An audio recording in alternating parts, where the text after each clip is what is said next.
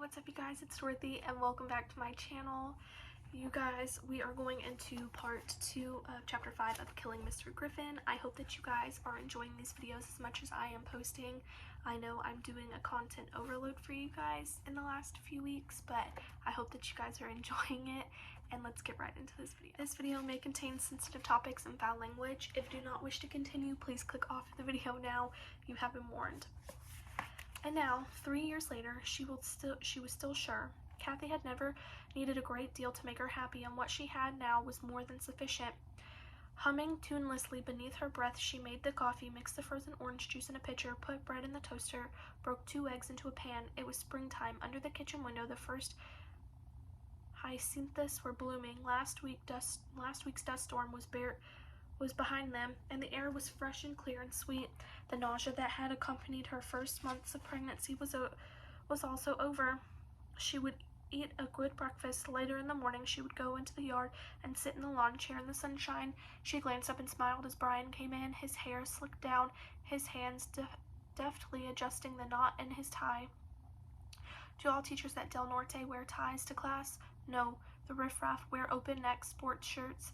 Wouldn't that be more comfortable? I like a tie. It gives me dignity. He was only half joking. I got used to wearing one at the university. Why change now?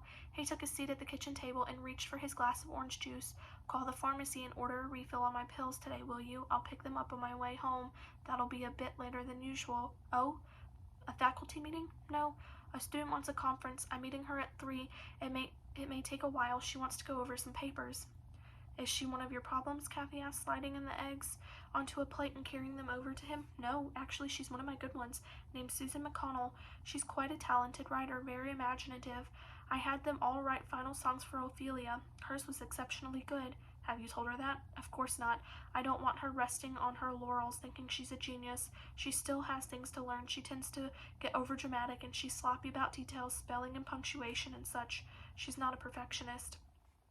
She's still young, bright Kathy seated herself across from him. She took a slice of toast and began to spread it with jam. Most kids are sloppy. I'm afraid you're right about that. Your own, maybe. Have you ever thought about that? Brian Jr., surely you jest. His eyes moved fondly to the bulge in the front of her robe. How was he this morning?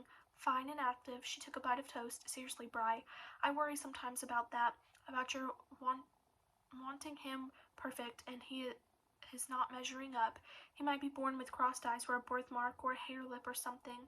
Would you still love him? Of course. He was answering her seriously. He wouldn't be able to help those things. We'd ride with it and take care of him, get him fixed up if we could. He'd still be ours. If you really feel that way, Kathy said thoughtfully, why can't you be more tolerant of your students when they're not perfect?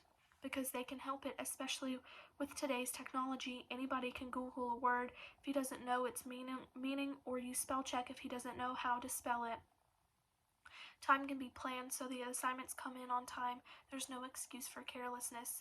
The Ruggles boys, for example, came in last week with a real sob story, how he completed his paper and the wind tore it out of his hands and blew it away. Papers put carefully into a notebook don't blow off.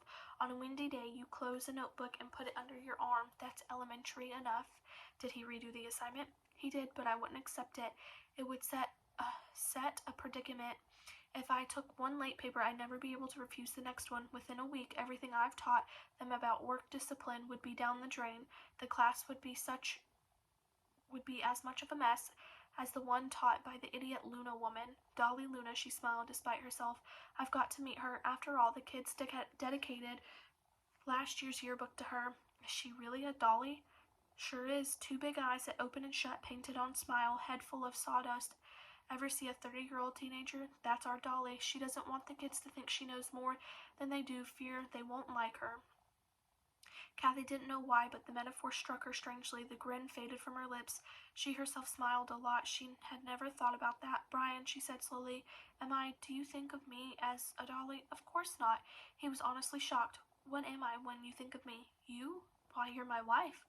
Before that, what was I? You were Kathy. You were a real person. And you've always been to me. All you've ever been to me is Kathy.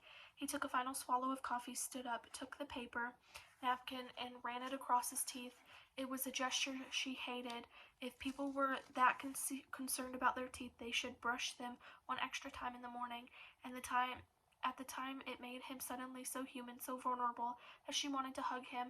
It was terrible to be so in love with a man whose weaknesses were his virtues.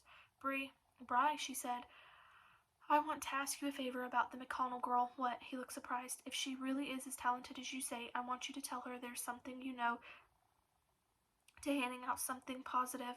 So she overwrites, so she's messy. She's imaginative and bright and special. You said so yourself. I want you to tell her that. Kathy, you don't even know the kid. Yes, I do. She stood her ground. Not personally, maybe, but I know her. What you just said to me, you are real. You're a person. You're Kathy. That matters, Brian. Tell her that. You are real. You are Susan. You are a writer. You don't have any idea how much it matters to be real. I can't say a thing like that. Then write it. Put it on her paper.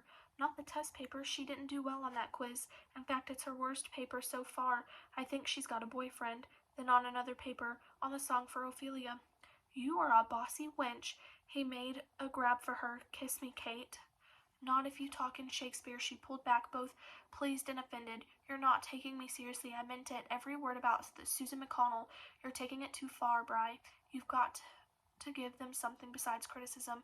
I won't tell you how to cook eggs. You don't tell me how to teach a class, okay? He was leaving now, and he was suddenly angry. Her eyes filled with tears. It was ridiculous how often this happened lately.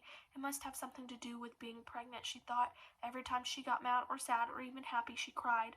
Okay, she said, trying to keep her voice steady. Have a good day. I'll phone the pharmacy for you as soon as it opens. I love you. I'll see you tonight. Okay, later. He was out the door, and for one sharp moment she almost ran screaming after him. Come back. That quickly it struck her. I don't want him to go. He can't go. Without reason, terror shot through her, but she was frozen as a stone, her lips open to shrill the words that would make him stay. Something is wrong, she thought wildly. Something terrible. Don't go.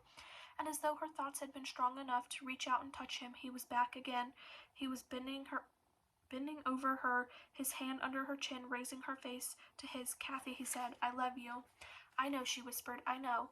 It was strange, like a formal goodbye, but how could it be when he would be back so soon in only a matter of hours? After school, after the conference with the McConnell girl, he would be home.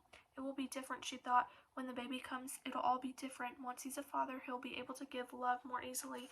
He'll be able to reach out to all of them and touch them. It will be different in only months now when the baby comes.